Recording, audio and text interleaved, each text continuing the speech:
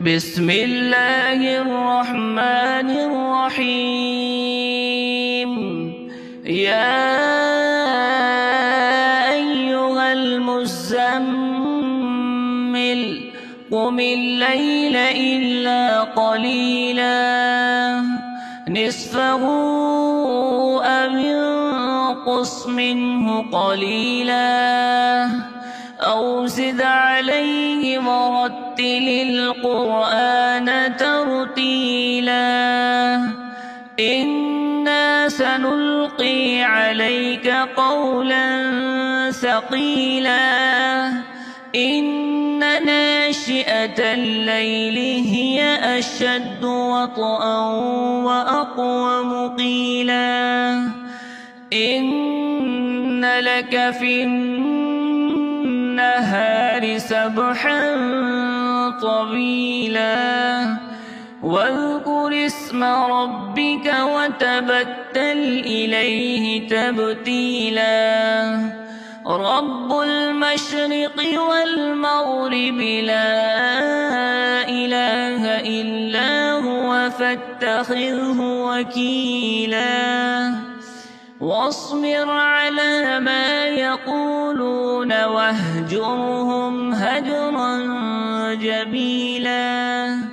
وذرني والمكذبين أولي النعمة ومهلهم قليلا إن لدينا أنكالا وجحيما وطعاما ذا غصة وعذابا أليما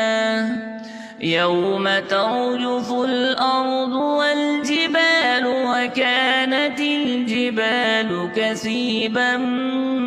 مهيلا إنا أرسلنا إليكم رسولا شاهدا عليكم كما أرسلنا إلى فرعون رسولا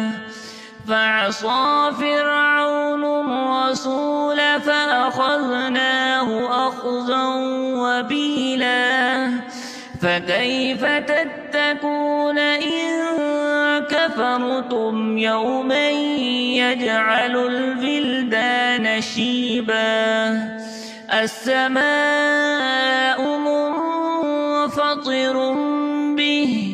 كان وعده مفعولا إن هذه تذكرة فمن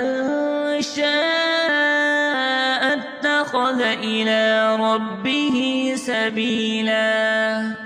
إن ربك يعلم أنك تقوم أدنى من ثلثي الليل ونصفه وثلثه وطائفة من الذين معك والله يقدر الليل والنهار علم أن لن تحصوه فتاب عليكم فاقرؤوا ما تيسر من القرآن علم أن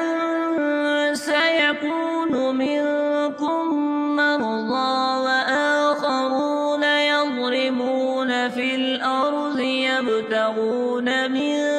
فضل الله وآخرون يقاتلون في سبيل الله فاقرؤوا ما تيسر منه وأقيموا الصلاة وآتوا الزكاة وأقرضوا الله قرضا حسنا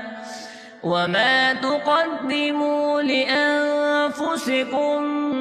من خير تجدوه عند الله هو خيرا وأعظم أجرا واستغفروا الله